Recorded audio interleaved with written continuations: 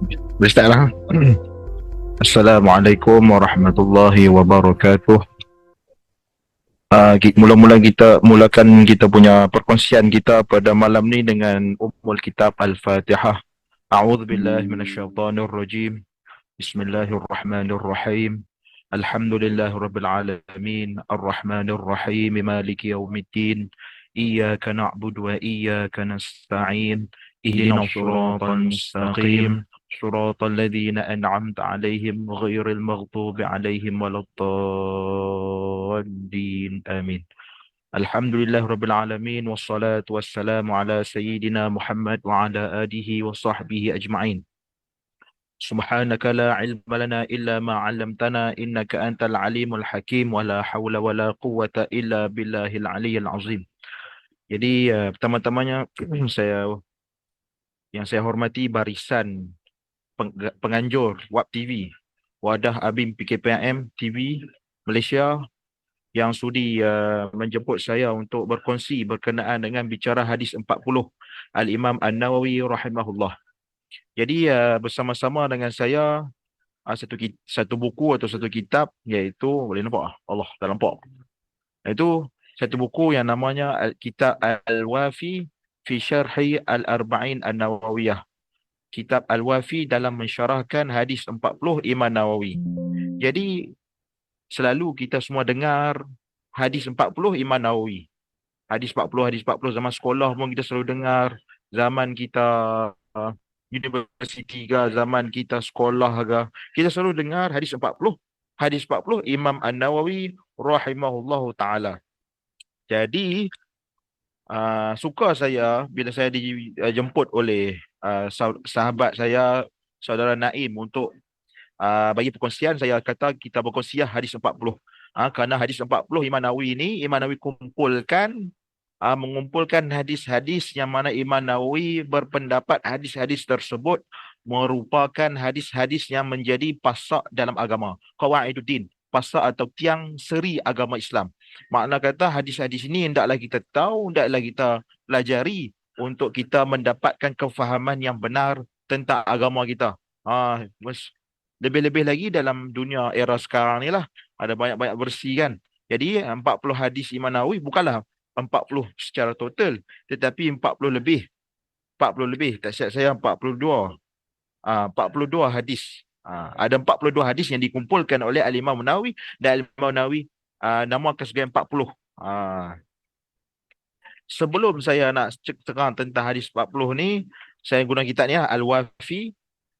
Kitab Al-Wafi. Kitab Al-Wafi ni adalah karangan karya Imam Syekh Mustafa Bugha dan Syekh Muhyiddin Mastu. Kedua-dua Syekh ni, Syekh Mustafa dan Syekh Muhyiddin, mereka ni adalah ulama kontemporari yang Syekh Muhyiddin dah meninggal dah pada tahun 2021. Syekh Mustafa Bugha masih hidup lagi, dan Syekh Mustafa Bugha ni adalah seorang pakar ataupun ulama mazhab Syafi'i yang terkenal. Antara kitab Syekh Mustafa Bugha yang terkenal adalah Fiqh Manhaji, yang mana kitab Fiqh Manhaji ni menjadi silibus pelajaran fardu ain atau fiqh di masjid-masjid dan surau-surau, dan diterjemahkan ke dalam bahasa Melayu, dan juga menjadi silibus sukatan pelajaran di sekolah-sekolah agama dan juga di universiti, antaranya UIA, bidang ilmu wahyu dan juga syariah. Mereka akan guna kitab ini untuk pelajaran fiqh ibadah. Jadi Syekh Musa Bugha dan Syekh Muhyiddin Mastu. Syekh Muhyiddin Mastu ini seorang ulama yang hebat di Syria juga, dan beliau merupakan adib, yakni tokoh bahasa Arab juga. Dan beliau telah meninggal pada tahun 2021. Dan kitab Al-Wafi ni, dia explain, dia tolong mensyarahkan style hadis 40 ni.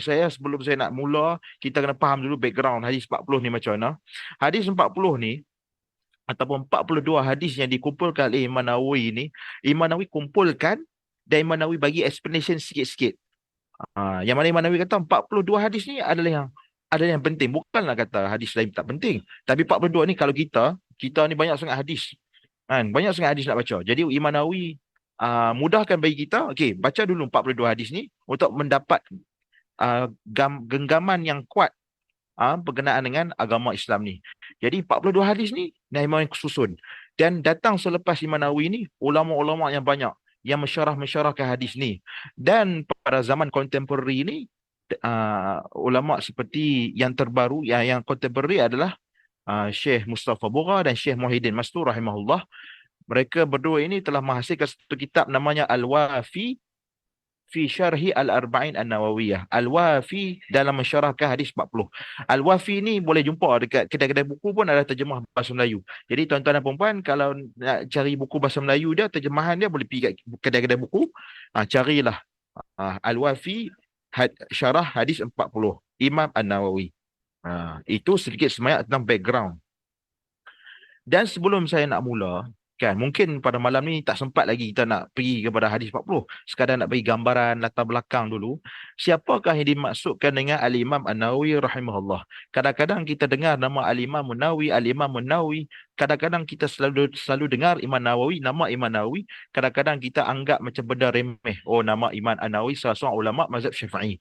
Jadi siapakah beliau? Saya merujuk kepada artikel Islam Online, salah satu laman web laman web Islam yang terkenal lah, Islam Online, yang mana dia menceritakan tentang Al-Imam Nawawi secara ringkas. Saya sentuhkan. Al-Imam Nawawi, kata pengarang ni, Al-Imam Nawawi huwa Syekhul Islam al-alim al-muhaddith wal-hafiz wal-faqih wal-lughawi.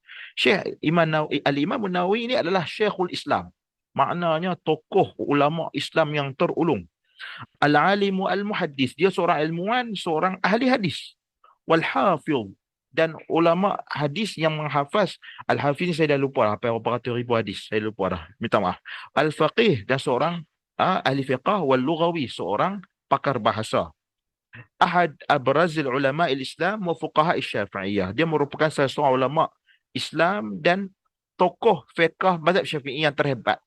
Bahkan ulama menggelarkan dia sebagai muharriru al-mazhab. Dia yang mengemaskinikan mazhab Syafi'i, yang kemahkan pandangan-pandangan yang rajih, pandangan yang mu'tamad, pandangan yang mazhab, al-mazhab, al-mu'tamad dan sebagainya. Imam An-Nawawi ini jasa dia yang besar. Dia antara kitab yang terbesar, yang sumbangan besar dalam mazhab Syafi'i, antaranya adalah kitab Minhajut Talibin, antaranya. Dan Rawdah, kitab Ar-Rawdah, Rawdatul Muftin. Tak silap saya nama dia.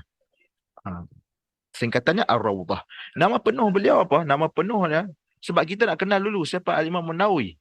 Kan? Al-Imam An-Nawawi, nama beliau adalah Muhyiddin Abu Zakaria Yahya bin Sharaf Al-Hizami Al-Syafi'i.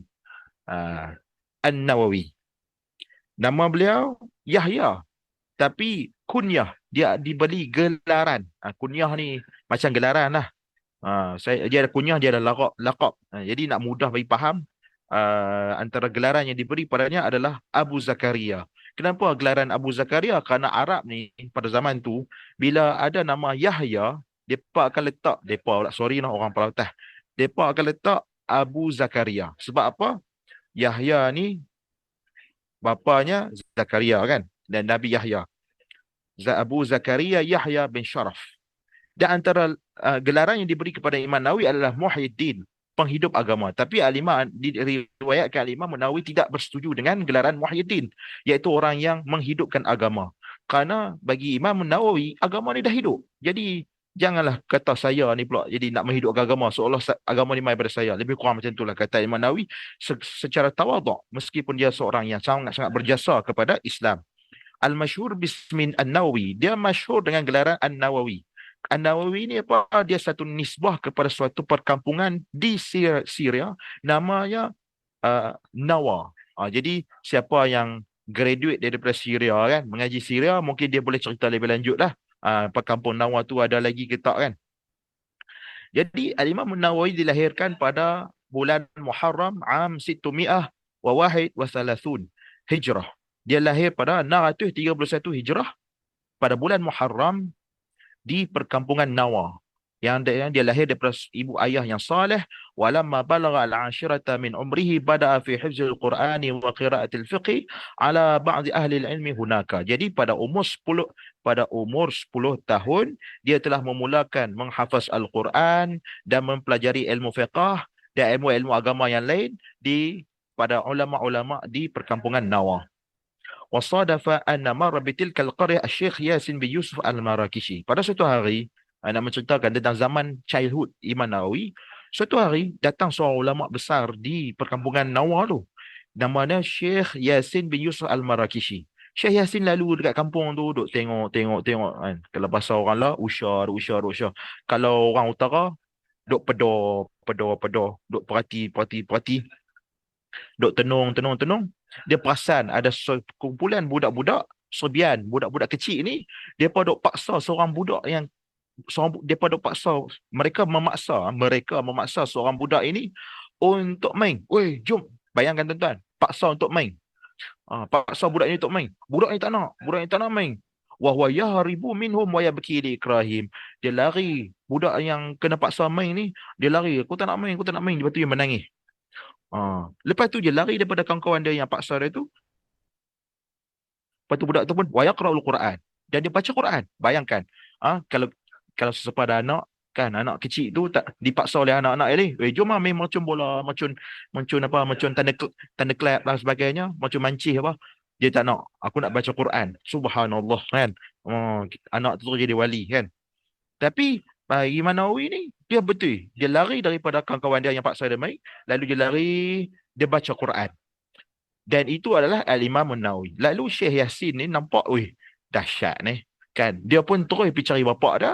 Dia beritahu kepada bapak Imam Nawawi, wahai bapak, nasahu an yufarighahu li talabil ilm. Aku nasihat kau, anak kau ni jangan duk bagi main sangatlah. Dia ni minat untuk mengaji, bagi dia mengaji. Maka bapak dia pun setuju. Maka pada tahun 649 Hijrah, qadima ma'abihi ila Dimashq istiqmali tahsilihi al-ilmi fi madrasah Darul Hadis.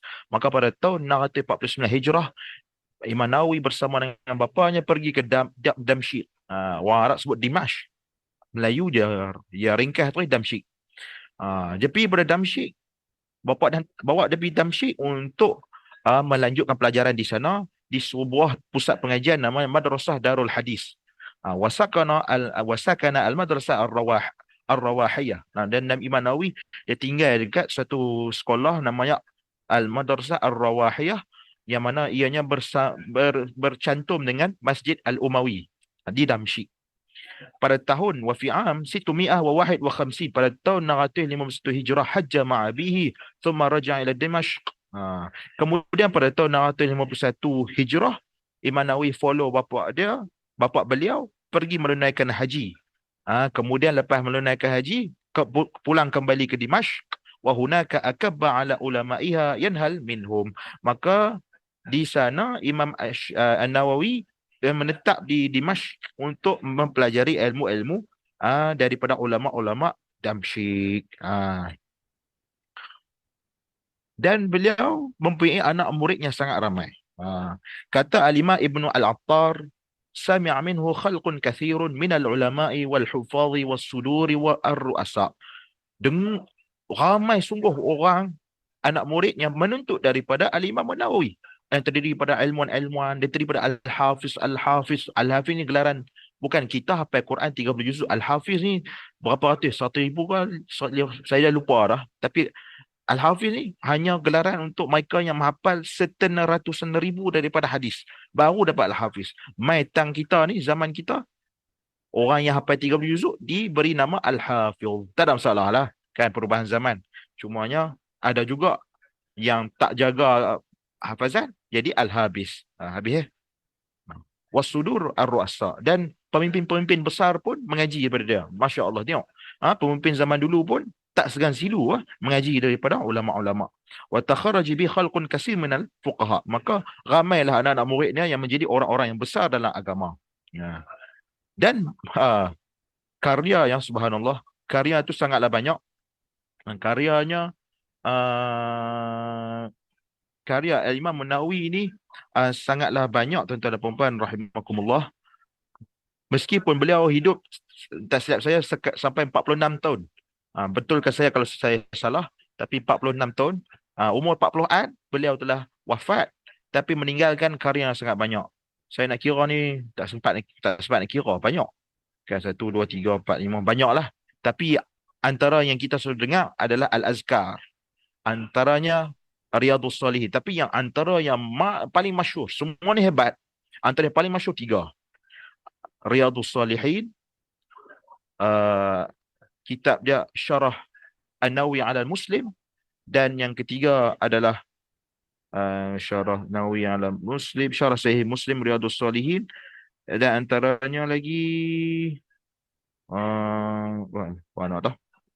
Indatul Mu'allafat, Tahzibun Nusul, Riyadhus Salihin, Syarah Sahih Muslim, uh, dua. Satu lagi banyaklah boleh kata, Minhajut Talibin boleh sebut, apa lagi Rawdatul Talibin wa Umdatul Muftin. Dua ni kitab fiqh yang besar lah, yang menjadi apa, rujukan mereka yang menelaah turas-turas atau karya-karya klasik mazhab Syafi'i. Mereka tak nak mereka tidak boleh lari daripada kitab Minhajut Talibin wa Umdatul Muftin dan Rawdatul Talibin wa Umdatul Muftin. Jadi kalau kita rujuk macam kitab-kitab turas mazhab Syafi'i, macam Mughnil Muhtaj, Mughnil Muhtaj Imam Khatib Asy-Syarbini, dalam kitab tu nanti kita akan perasan Imam Khatib akan sebut qala al-musannifu fi rawdah wa fi minhaj. Tapi Mughnil Muhtaj pun memang mensyarahkan kitab minhaj. Jadi siapa yang faham apa yang saya kata ni, maka dia itu orang yang minat turasan, insya-Allah. Saya pun tak operati sangat nak baca kitab-kitab turas ni. Tapi ini adalah kitab-kitab yang sangat banyak. Antara yang famous adalah Riyadhus Salihin. Yang antara yang famous lagi Syarah Sahih Muslim. Imam Nawawi mensyarahkan Sahih Muslim, dan Imam Nawawi juga buat satu kitab namanya Riyadhus Salihin. Riyadhus Salihin himpunan hadis-hadis tentang akhlak-akhlak mulia, adab, hukum hakam, yang mana masih menjadi sebutan dan syarahan di masjid-masjid dan surau-surau dan usrah-usrah. Dan sedikit tentang Al-Imam An-Nawawi ni, beliau bukan sekadar ilmuwan, ilmuwan penghawa dingin. Maksudnya dia bukan sekadar ulama duduk kat pondok mengajar. Bukanlah nak kata ulama yang mengajar di pondok itu kurang. Dia mereka sangat hebat. Mereka yang mengajar di universiti, di pondok hebat semua. Tetapi Imam Nawawi ni ada nilai tambahnya, iaitu beliau berani berhadapan dengan pemerintah yang zalim. Antaranya kisah yang masyhur yang sampai kepada kita adalah pendirian ataupun bagaimana Imam An-Nawawi menghadapi pemimpin yang zalim ketika itu, iaitu Malik Zahir Bibris. Malik Zahir Bibris. Okey.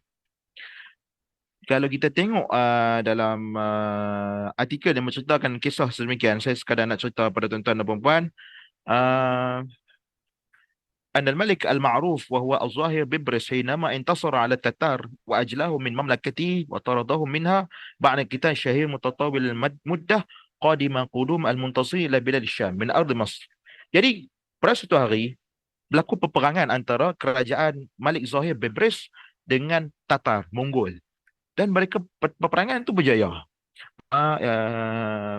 Raja Zahir Bibris ni dia berjaya menghalau Tatar daripada kerajaannya, dan dia datang daripada Mesir. Lalu kerajaan Raja Malik Bibris ni datang ke Syam.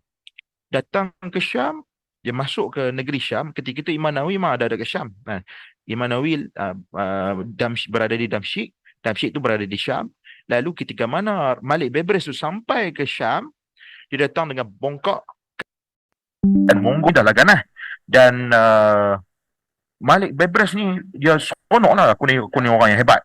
Dia sampai saja negeri Syam, lalu dia pergi ke Baitul Mal. Di Syam. Za'ama hadha ar-rajul anna al-kathira min al-hawa'id wal mazari' wal basatin allati fi ardi Syam annaha milkun lid-daulah. Bayangkan, dia raja. Dia masuk je. Dia raja daripada kerajaan Malik Bibris, tak silap kerajaan Mamluk. Tak silap saya lah. Dia datang daripada Mesir, kalahkan Mongol, masuk ke Syam dengan bongkak. Dia pun pergi ke Baitul Mal di Syam. Lepas tu dia tengoklah segala apa harta-harta di Syam itu, antaranya kebun-kebun, dusun-dusun dan sebagainya. Lalu dia kata semua dusun-dusun, kebun-kebun ni semua adalah, dia terus announce, ini semua milik kerajaan. Milik aku, milik raja. Jadi kenapa dia kata ni? Kenapa raja ni pergi kata lagu tu. Raja ni kata sebab dia buat satu tuduhan. Dia kata semua dusun-dusun ni, semua kebun-kebun ni, orang Syam ambil secara jalan yang tak sah. Jadi mai kat aku ambil aku ambil semua. Kerajaan kami ambil semua. فأصدر ذلك الملك مرسوما يطالب الناس فيه بإثبات ما تحت أيديهم بوثائق. Bayangkan orang dah lama duduk kat Syam tu, dah lama duduk kat tanah tu, memang di tanah dia. Sejak turun-temurun tu tanah dia. Tiba-tiba datang seorang raja ni masuk ke Syam, declare kata tanah kita yang kita duduk ni semua tanah kerajaan. Hampa ni hampa yang telah ambil tanah kerajaan. Lagu tu pula dah. Kan hang dah lah baru masuk kan ke Syam. Kami pun tak kenal hang siapa. Jadi itulah. Wa ila fa innahu yaqum bi wad'i hawdah 'alaiha. Dia hantar askar dia, lepas tu dia letak apa macam pagar, dia blok tanah-tanah rakyat-rakyat Syam ni, dan dia rampas tanah-tanah tu daripada rakyat Syam. Maka orang ramai pun sedih, rakyat pun pergi berjumpa pada Imam An-Nawawi. Zahirlah di sini Imam An-Nawawi adalah seorang ulama rakyat. Ulama pro rakyat ataupun pro kebenaran. Masa itu kebenaran berada pada rakyat. Maka Imam An-Nawawi ketika itu beliau berada di biliknya yang kecil di Madrasah Darul Hadis. Lalu mereka menceritakan, wahai Imam Nawawi, apa yang berlaku? Lalu dia pun tulis satu surat kepada Malik Bibris, وقد لحق بالمسلمين بسبب هذه الحوطة على أملاكهم أنواع من الضرر لا يمكن التعبير عنها وطلب منهم إثبات لا يلزمهم فهذه الحوطة لا تحل عند أحد من علماء المسلمين. Wahai raja, sesungguhnya orang Islam di Syam ini telah menerima satu mudarat disebabkan keputusan kamu. Kamu pilih tak penghadang dekat tanah-tanah mereka, dan kamu telah merampas harta mereka, dan kamu telah meminta mereka untuk membuktikan benda yang tak wajib membagi mereka. Memang tu tanah mereka. Fahadil hawtah la tahillu 'inda ahad min ulama'il muslimin. Wahai tuan raja, wahai raja, wahai tuanku, tindakan kamu ini tidak halal di sisi sekalian ulama Islam. Bal man fi yadi syai' fahuwa milku. Sedangkan apa saja yang memang dah ada pada tangan orang Islam, yang memang dah tak ada pada asal, yang memang milik orang itu, maka itulah miliknya. La yahil al-i'tiradu alaih. Kamu tidak boleh deny hak mereka. Wala yukallafu itsbatuh, dan mereka tidak disuruh untuk mengisbatkan apa yang memang di tangan mereka. Maka sultan pun ni sultan zaman dulu, zaman Lord of the Ring, zaman dulu-dulu yang sultan.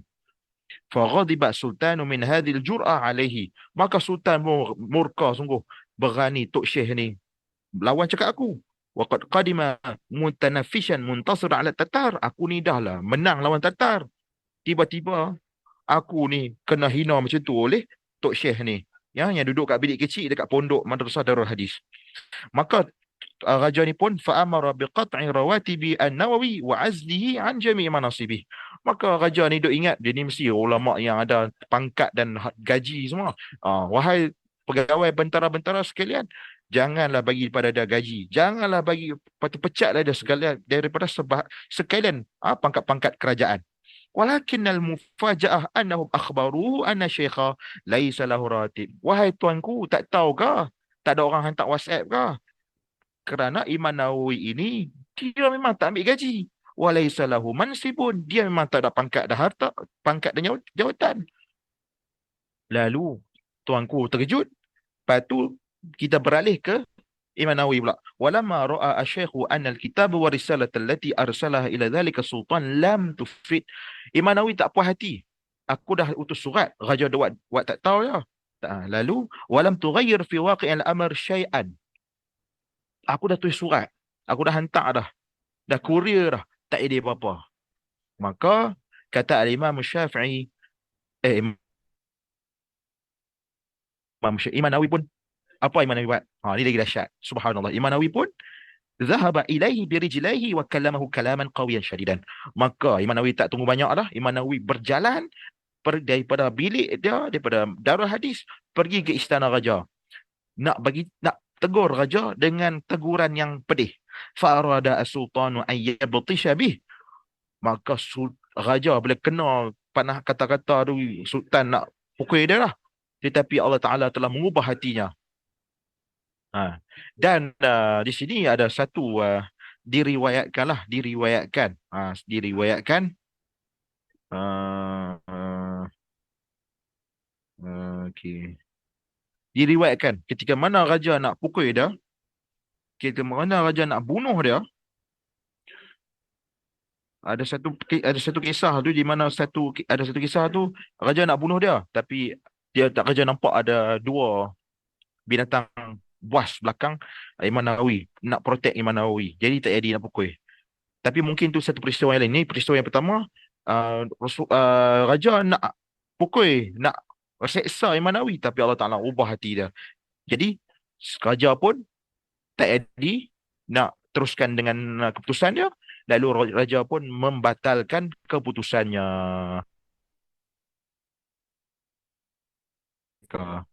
Dan satu lagi kisah juga bersama dengan Raja Zahir al-Bibris ni, Cyprus. وذلك أن هذا الملك أراد أن يجمع أموالا من الناس من التجار من أجل أن يواجه بها حملات التتار. Maka suatu hari kerajaan Raja Malik Zahir masih perasan lagi, tentera-tentera Tatar masih banyak lagi. Mereka sedang berusaha untuk menguasai. Saya tak siap, saya tadi saya menceritakan kisah yang pertama tentang bagaimana Imam An-Nawawi dengan Raja Zahir ni baru menang berlawan Tatar. Dia masuk, saya recap balik, dia masuk ke Syam. Dia masuk ke Syam dengan perasaan yang angkuh dan sombong. Lepas tu lepas tu dia masuk, lepas tu dia nampak banyak tanah-tanah ni, dia declare tanah-tanah yang rakyat Syam punya ini semua adalah tanah-tanah kerajaan. Kalau hampa tak setuju, buktikan dengan dokumen-dokumen ataupun geran-geran lah. Lalu Imam Nawawi membuat fatwa mengatakan bahawa ini semua tindakan yang tak betul, yang tidak disyariatkan oleh mana-mana dalil. Ulama-ulama pun tak sokong. Lalu raja marah, raja awak tak tahu je. Dan Imam Nawawi pergi bertemu dengan raja, tegur raja. Imam Nawawi menegur raja kan. Sebelum tu, masa raja dapat surat daripada Imam Nawawi, raja tak setuju, raja marah, raja pun pecat Imam Nawawi. Mereka kata, wahai raja, Imam Nawawi tak ada pangkat, Imam Nawawi tak ada gaji. Jadi macam mana nak pecat dia? Dia seorang ulama yang tidak ambil gaji, dia tak ada jawatan, tapi dia seorang ulama yang terhormat. Lalu bila raja buat dono saja, Imam Nawawi berjalan bertemu dengan raja. Dan kemudian peristiwa yang kedua lah kan. Peristiwa yang kedua, saya rasa tadi saya dah sebut lah tentang peristiwa yang pertama. Kalau peristiwa yang pertama tu tak komplit, pada pertemuan akan datang lah saya komplitkan.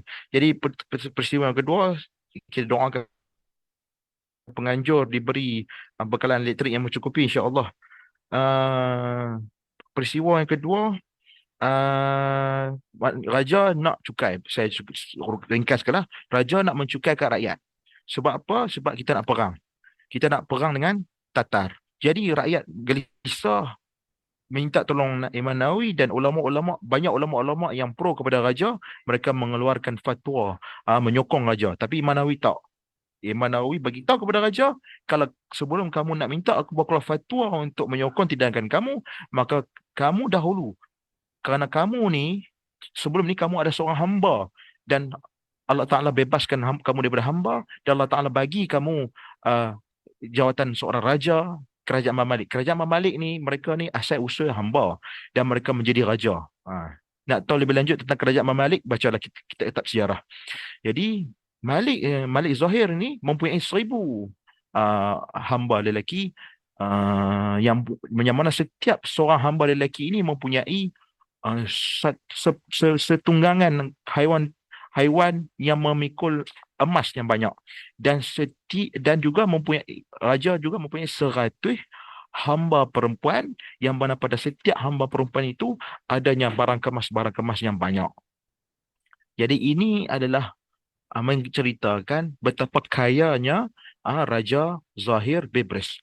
Lalu kata Imam Nawawi, kamu dengan kerajaan kamu yang hebat, duit kamu yang banyak, harta kamu yang banyak, kamu kaya, rakyat miskin, kamu dahulu, kamu infakkan sekalian harta barang kemas kamu, emas kamu dan barang kemas kamu, dan segala kemewahan kamu infakkan, gunakan untuk dana kerajaan untuk mempertahankan daripada serangan Tatar. Selepas itu kalau tak cukup, barulah aku akan mengeluarkan fatwa supaya kamu um, meminta kamu dapat mengambil cukai daripada rakyat untuk menjana kempen kamu, kempen peperangan kamu kepada Tatar. Ah. Lalu raja tak puas hati. Raja pun kata kepada Imam Nawawi, "Ukhruj min baladi." Keluarlah kamu daripada negaraku, daripada tempat aku, yakni Damsyik. Sedangkan Damsyik itu tempat Imam Nawawi. Imam Nawawi duduk dulu. Baru datang Malik Az-Zahir ni. Jadi bila Malik Az-Zahir buat macam ni, dia halau Imam Nawawi keluar daripada Damsyik. Imam Nawawi pulang ke kampungnya, iaitu di Nawa. Lalu ulama-ulama raja pun rasa bersalah. Bukan rasa bersalah, rasa macam rasa rasa macam kecewa, sedih. Lalu mereka menasihati Sultan, inna hadha min kibari ulama'ina. Imam Nawawi ini adalah ulama besar, wasaluhaina, orang yang solehnya hebat, mimman yuqtada bih, dia orang yang diikuti. Fa'idhu ila Dimashq, maka engkau pulangkanlah dia kepada Damsyik.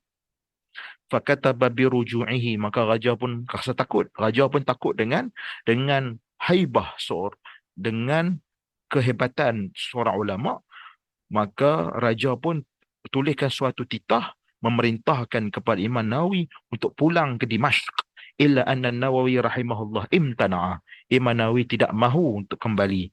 Wa qala wallahi la adkhuluha wa zahiru biha. Tu dia. Kata Imam Nawawi rahimahullah, demi Allah, aku tidak akan masuk ke Damsyik selama mana raja atau selama mana Zahir ada di situ. Dia tak bawa nama raja dah, dia bawa nama Zahir terus. Aku tidak akan masuk ke Damsyik sekiranya Zahir ada di situ. Famata Zahiru ba'da syahrin. Maka selepas sebulan Malik Zahir wafat. Malik Zahir meninggal dunia. Ini adalah kisah Imam Nawawi, keberanian Al-Imam Nawawi terhadap seorang raja yang zalim. Raja yang zalim, Imam Nawawi menyatakan pendiriannya kerana dia belajar, dia mengaji agama. Allah Ta'ala kata apa dalam Al-Quran? Alladzina yuballighuna risalatillah wa yakhshawnahu wa la yakhshawna ahadan illallah. Dalam Al-Quran Allah Ta'ala kata apa? Orang-orang yang beriman ini, orang-orang yang ulama yang benar ini, mereka menyampaikan ajaran-ajaran Allah, panduan-panduan dari Allah Ta'ala, wa yakhshawnahu, dan mereka hanyalah takut kepada Allah, wala yakhshawna ahadan illallah, dan mereka tak takut pada sesuatu pun melainkan Allah Ta'ala. Dan Allah Ta'ala sebut dalam ayat Quran yang lain, innama yakhshallaha min ibadihil al-ulama. Hanya mereka yang berpengetahuan itu, mereka itulah yang takut kepada Allah. Orang yang ada ilmu, mereka itulah yang takut kepada Allah. Kata Al-Imam Abdul Rahman Al-Kawakibi. Al-Imam Abdul Rahman Al-Kawakibi dalam kitabnya Taba'i'u Al-Istibdad wa Masari' Al-Isti'bad, Al-Imam Abdul Rahman Al-Kawakibi menyebut bahawasanya kenapa pemimpin-pemimpin zalim ni wujud, kerana ulama-ulama, sebahagian ulama, taklah nak tuduh semua, tetapi sebahagian ulama mereka hanya fokus kepada mengaji, menghafal, mengulang. Dan kata Al-Imam Abdul Rahman Al-Kawakibi, ulama-ulama ni dia menjadi macam mana? Dia menjadi maktabah al-maqfulah. Mereka ini menjadi persis library atau perpustakaan yang terkunci. Makna kata mereka mereka mengaji, hafal, syok sendiri, dan mereka tidak menyebarkan, mereka tidak mencegah apa yang tak betul, mereka tidak menegur apa yang perlu ditegur, mereka hanya diam, ilmu untuk tatapan mereka sahaja. Kata Al-Imam Abdul Rahman Al-Kawakibi, mereka itu umpama al-maktabah al-maqfulah, sumpama perpustakaan yang terkunci. Maka Al-Imam An-Nawawi rahimahullah wafat pada 25 Rajab tahun 676 Hijrah, 25 Rajab 676 Hijrah, bersamaan dengan 22 Disember 1277. Berkata seorang sejarawan dan seorang ulama hebat, At-Taj As-Subki atau Tajuddin As-Subki, beliau mengatakan lama matan Nawawi binawa irtajat Dimashq. Imam Nawawi meninggal di di Nawa, di kampungnya di Nawa. Lalu bila wafatnya Al-Imam Nawawi rahimahullah, irtajat Dimashqun wa ma haulaha bil bukai. Maka orang Damsyik dan orang Syam mereka menangis. Wa ta'assafa alaihi al-muslimun asafan syadidan. Orang Islam sedih. Tuan-tuan, ini adalah ulama rakyat yang bersama dengan rakyat, berani bertahan melindungi rakyat against pemimpin yang zalim. Jadi, bila hilangnya seorang ni, kita seolah-olah hilang seorang superhero bagi superhero umat. Lalu dan siapa lagi? Al-Imam Ibn Attar juga menyebut Fasar ila Nawa wa zara al-Quds wal Khalil. Iman Ibn Attar menceritakan bagaimana Imam Nawawi mula wafat. Imam Nawawi mula-mula pergi ke Nawa. Lalu Imam Nawawi pergi ke Baitul Maqdis menziarahi makam Nabi Ibrahim alaihissalam. Kemudian daripada Palestin Imam Nawawi kembali ke Nawa, dan bila kembali ke kampungnya di Nawa, Imam Nawawi mula jatuh sakit. Jatuh sakit di rumah bapanya fi baiti walidihi. Lalu Imam Ibn Attar menyebut fabalagani maraduhu fadhahabtu min Dimashq li'iyadati. Maka telah sampai kepadaku berita tentang sakitnya Imam Nawawi, maka Imam Ibn Attar pergi ke Dimashq untuk menziarahinya. Fafariha rahimahullah bidzalika. Imam Nawawi ketika mana diziarahi oleh Imam Ibn Attar, Imam Nawawi bergembira. Kemudian Imam Nawawi beritahu kepada Imam Ibn Attar, irji ila ahlik, pulanglah wahai Ibn Attar ke keluarga kamu. Wa wadda'tuhu wa qad ashrafa 'ala al-afiyah. Aku pun tak apalah, tuan guru dah suka minta aku balik, aku pun balik. Aku pun ucapkan selamat tinggal kepadanya kerana aku melihat dia dah mula sihat. Ha? Kemudian thumma tuwfiya fi lailatil arbi'a ar-rabi' wa 20 min Rajab. Maka beliau telah meninggal pada 25 Rajab, telah meninggal. Dan masa itu Imam Ibn Attar ada di Dimashq. Dimashq, Imam Nawawi di Nawa. Jadi Imam Ibn Attar pulang ke Dimashq. Sampai dia di Dimashq, dia tengah tidur, sampailah berita pada hari Jumaat akan wafatnya.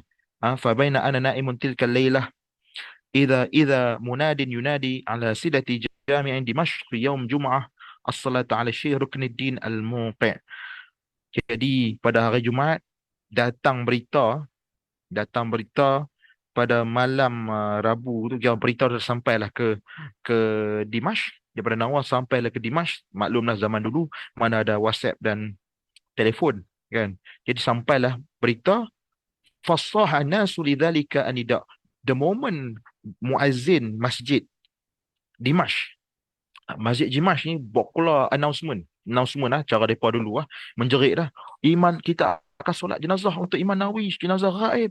Maka rakyat Dimash menjerit, maka sangatlah kuat. Maka Imam Ibn Attar terkejut daripada tidurnya, lalu dia menyebut inna lillahi wa inna ilaihi raji'un wa dufina al-Imam Nawawi fi qaryati Nawa. Maka Imam Nawawi disemadikan di kampungnya di Nawa pada umur 46 tahun kalau tidak silap saya. Tuan-tuan boleh cek sendiri umur beliau, tapi beliau meninggal sangat muda dan bujang. Dia antara ulama Al-Uzzab, dan diriwayatkanlah beliau ditanya mengapa tidak berkahwin, lalu Al-Imam Nawawi kata nasitu, aku telah lupa nak kahwin. Ini kerana sibuk untuk mempelajari ilmu. Dan ini sikit sebanyak saya nak share kepada tuan-tuan dan perempuan kan. Tuan-tuan dan perempuan, cuma penghujung ni saya nak ceritalah tentang sebelum saya nak tutup, insya-Allah pada pertemuan yang akan datang saya akan baca dahulu pengantar, kata-kata pengantar ataupun pendahuluan daripada dua orang ulama yang mensyarahkan hadis 40 itu, iaitu Syekh Mustafa Bura dan Syekh Muhyiddin Mastu. Dan juga pada pertemuan akan datang saya juga akan baca Muqaddimah Imam An-Nawawi. Sebab apa? Sebab saya diajar bahawasanya bila kita nak baca buku ataupun kitab, hendaklah kita baca daripada muqaddimah pengarang-pengarang. Jadi dalam kitab seperti kitab ni, macam kitab ni Ini adalah kitab syarah yang mengeksplainkan hadis yang dikumpulkan oleh Imam Nawawi. Maka dia akan ada dua mukadimah lah. Mukadimah daripada orang yang tolong explain, iaitu Syekh Mustafa Bora dan Syekh Muhyiddin. Dan kemudian mukadimah dari Imam Nawawi. Masa Imam Nawawi kumpulkan 42 hadis tu, Imam Nawawi buah kat depan mukadimah. Ah, dan best lah. Sebelum saya tutup, saya nak baca satu perenggan saja daripada mukadimah Nawawi sebagai ambil berkat lah. Bismillahirrahmanirrahim. Alhamdulillahirabbil alamin. Segala puji bagi Tuhan sekalian alam. Ni adalah tulisan Imam Nawawi, mukadimah bagi hadis 40. Qayyumis samawati wal aradin. Tuhan yang menguasai langit dan bumi dan sekalian bumi. Mudabbiril khalaiqi ajma'in. Dialah yang mentadbir sekalian makhluk, sekalian ciptaannya sekaliannya. Ba'ithir rusuli salawatuhu wa salamuhu alaihim ilal mukallafin. Dialah Tuhan yang telah mengutuskan para rasul, selawat dan salam ke atas mereka sekaliannya, yang dihantar kepada sekalian manusia yang mukallaf, lihidayatihim wa bayani syara'i ad-din. Kerana rasul-rasul ini diutuskan oleh Allah Ta'ala untuk menyampaikan hidayah Allah dan menerangkan syariat-syariat agama. Bidalaili al-qat'iyyati wa wadihatil barahin. Mereka ini, yakni para rasul ini, mereka mendatangkan dalil-dalil qat'i yang jelas, wa wadihatil barahin, dan bukti-bukti keterangan daripada Tuhan yang membenarkan risalah-risalah Allah. Ahmaduhu ala jami'i ni'amih. Kata Imam Nawawi, aku memuji Allah atas segala nikmat-nikmatnya. Wa as'aluhul mazida min fadlihi wa karamih. Dan aku mohon daripada Allah untuk menambahkan akan kurnianya, akan kurnia dan ganjarannya kepadaku. Wa ashhadu anna sayyidana Muhammadan abduhu wa rasuluh. Dan aku bersaksi bahawa Nabi Muhammad SAW ini, penghulu kami, adalah hamba Allah dan utusan Allah. Habibuhu wa khaliluh. Aku bersaksi bahawa Nabi Muhammad ini adalah kekasih Allah yang Allah amat cintai. Afdalul makhluqin.